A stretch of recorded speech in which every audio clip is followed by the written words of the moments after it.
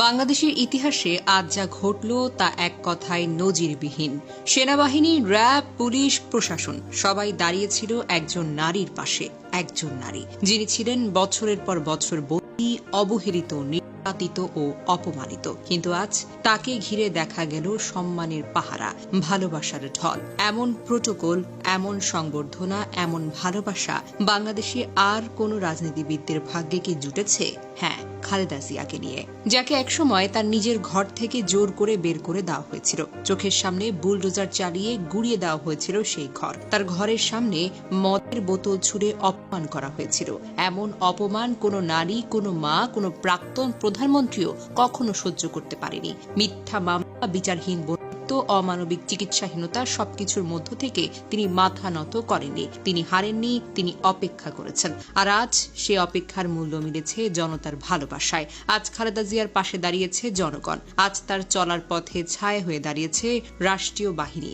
আজ তার পাশে আছে তার দেশের মাটি, মানুষের মন। সম্মান কি বন্দুকের জোরে আদায় করা যায়? না। সম্মান কি টাকায় কেনা যায়? না। সম্মান আসে আত্মত্যাগ থেকে। আজ খালেদা জিয়া শুধু বিএনপির নেত্রী নন, তিনি বাংলাদেশের একজন সংগ্রামী নারীর প্রতীক, একজন মা, একজন যোদ্ধা, একজন ইতিহাস। এবার একটু ভাবুন, যে সময় তাকে সবকিছু থেকে আলাদা করে দেওয়া হয়েছিল, সে সময় তার ঘরে আলো ছিল না। সেই সময় যারা হাসছিল তারা আজ নিঃসঙ্গ, একা এবং কোণঠাসা। সময় সবার হিসেব নেয়। আল্লাহ যাকে সম্মান দেন, পৃথিবীর কোনো শক্তি তাকে অপমানিত করতে পারে না।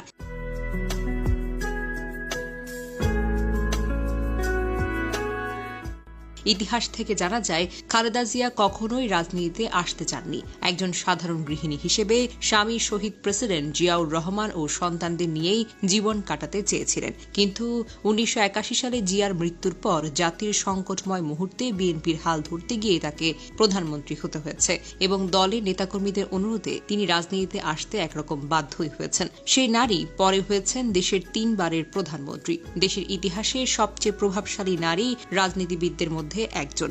মাত্র 46 বছর বয়সী তিনি প্রধানমন্ত্রী হন, যা বাংলাদেশের ইতিহাসে একজন নারীর জন্য একটি যুগান্তকারী ঘটনা। 1991 সালে নির্বাচনে বিজয়ের পর তিনি প্রথম গণভোটে সংসদীয় সরকার ব্যবস্থায় নির্বাচিত হন, যা ছিল বাংলাদেশের জন্য একটি বড় রাজনৈতিক পরিবর্তন। তার শাসনামলে দেশে বহুবার অবরোধ, হরতাল, রাজনৈতিক সংকটের মধ্যেও তিনি সাহসিকতা ও দৃঢ়তার নেতৃত্ব দিয়েছেন। খালেদা জিয়া 2 বার রাজনৈতিক প্রতিহিংসার শিকার হয়ে কারাবন্দী হন। তত্ত্বাবধায়ক সরকার এবং আওয়ামী লীগ সরকারের আমলে সাজানো মামলায় তাকে বন্দী রাখা হয়, কিন্তু বারবার তিনি প্রতিকূলতা মোকাবেলা করে ঘুরে দাঁড়িয়েছেন। জেলে থেকেও তার জনপ্রিয়তা কমেনি, বরং সাধারণ মানুষের মাঝে তার প্রতি সহানুভূতি ও